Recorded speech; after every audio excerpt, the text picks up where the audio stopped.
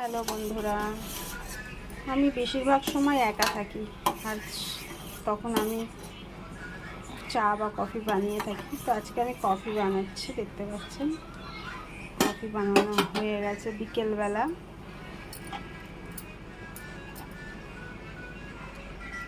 কাপের মতো নিয়ে নেবো কফিটা।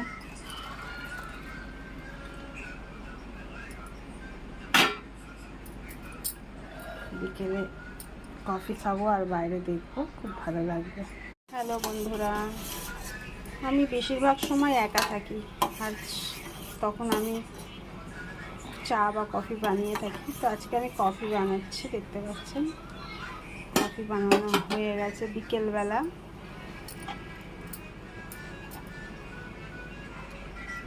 কাপের মতো নিয়ে নেবো কফিটা।